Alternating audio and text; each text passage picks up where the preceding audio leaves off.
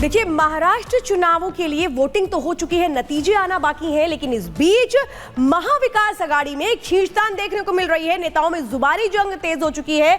महाराष्ट्र कांग्रेस के अध्यक्ष नाना पटोले कह रहे हैं कि कांग्रेस के नेतृत्व में सरकार बनेगी। क्या नाना पटोले ये भूल गए कि ये तो गठबंधन है जिसके तहत पार्टियां लड़ी हैं, जिसमें एनसीपी है, कांग्रेस है, और अब क्या एक तरह से ये बताने की कोशिश कर रहे हैं नाना पटोले कि जो भी नतीजे आएंगे वो कांग्रेस की देन होंगे और इसके बाद कांग्रेस के नेतृत्व में सरकार बनेगी। अभी नतीजे आए नहीं है, लेकिन नतीजों के पहले जो खींचतान है वो देखने को मिल रही है। अगर इसी तरह की खींचतान रही तो फिर आगे क्या होगा? फिलहाल ये बड़ी खबर इस वक्त आपको बता रहे हैं, नतीजे आना बाकी है। कल वोटिंग हुई और इसके बाद अब अपने अपने दावे किए जा रहे हैं गठबंधन के अंदर से ही। क्या कह रहे नाना पटोले, सुनिए।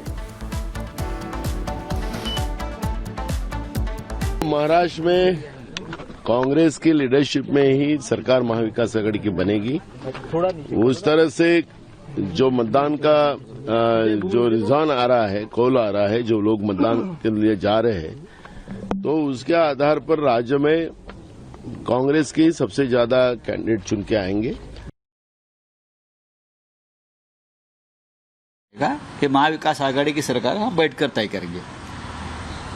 अगर नाना पटोले जी ने ऐसा कहा है और नाना पटोले जी को कांग्रेस हाईकमांड ने कहा है कि आप मुख्यमंत्री बन रहे हो, तो राहुल गांधी, प्रियंका, सोनिया, खरगे साहब ने इस प्रकार से ऐलान करना चाहिए।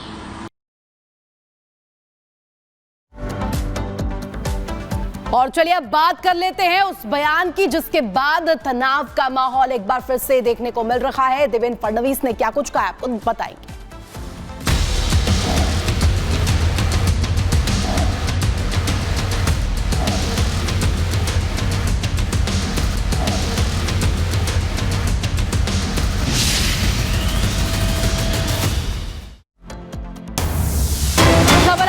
महाराष्ट्र के डिप्टी सीएम फडणवीस का बयान, ज्यादा वोटिंग से बीजेपी को फायदा।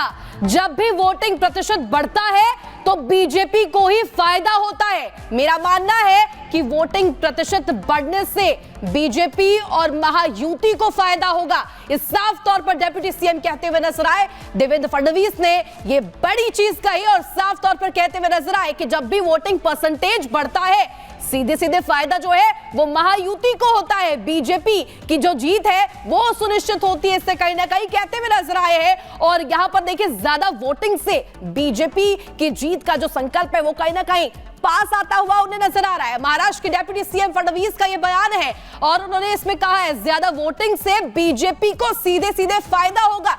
क्या कुछ कहा आपको सुनवा देते हैं। जब जब वोटिंग परसेंटेज बढ़ता है तो बीजेपी को ही उसका फ़ायदा होता है। तो मैं ऐसा मानता हूँ कि निश्चित रूप से ये जो बढ़ा हुआ वोटिंग परसेंटेज है, ये बीजेपी और हमारे अलायंस के लिए, महायुति के लिए ये फ़ायदा हमको देगा और इसका फ़ायदा हमको होगा।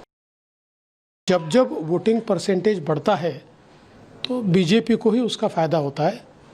तो मैं ऐसा मानता हूँ कि निश्चित रूप से ये जो बढ़ा हुआ वोटिंग परसेंटेज है, ये बीजेपी और हमारे अलायंस के लिए, महायुति के लिए ये फायदा हमको देगा और इसका फायदा हमको होगा। तो देखिए, महाराष्ट्र की अगर बात करें, महाराष्ट्र के नागपुर में वोटिंग के बाद जोनल अधिकारी की कार पर हमला किया गया और ईवीएम मशीन लूटने की कोशिश की जाती है। इस हमले में कार बुरी तरह से क्षतिग्रस्त हो गई। वहीं पुलिस ने मौके पर पहुंचकर ईवीएम को लूटने की कोशिश को सिरे से नाकाम कर दिया। आखिर ये पूरा मामला क्या है, इस रिपोर्ट में देखिए।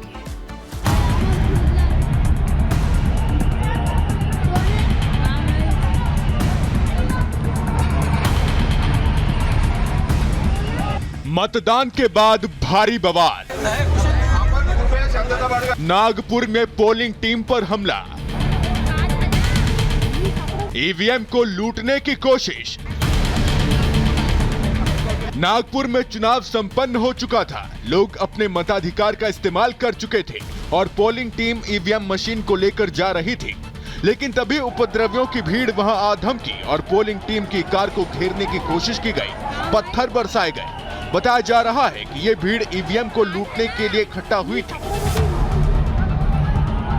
नागपुर के मध्य नागपुर विधानसभा क्षेत्र में इस दौरान कुछ देर के लिए तनाव की स्थिति पैदा हो गई। हमला करने वाले लोगों की मंशा मशीन को लूटने की थी। उपद्रवियों ने मशीन को लूटने की पूरी कोशिश की।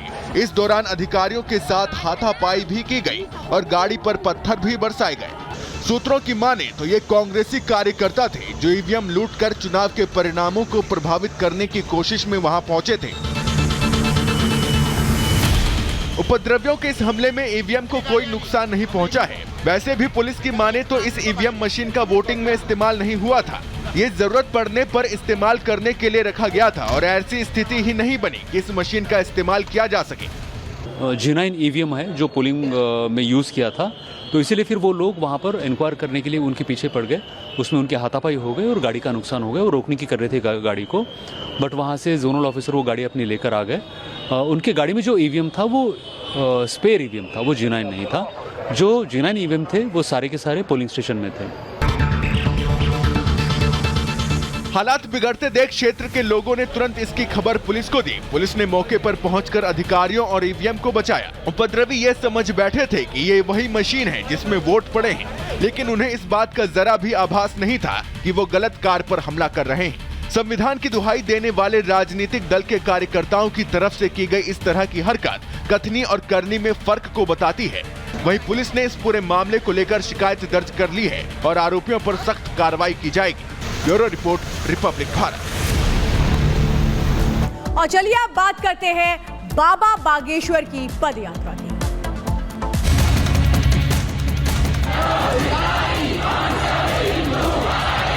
भेदभाव को मिटाने के लिए हमने प्रण लिया, जात पात की करो विदाई, हम सब हिंदू भाई भाई।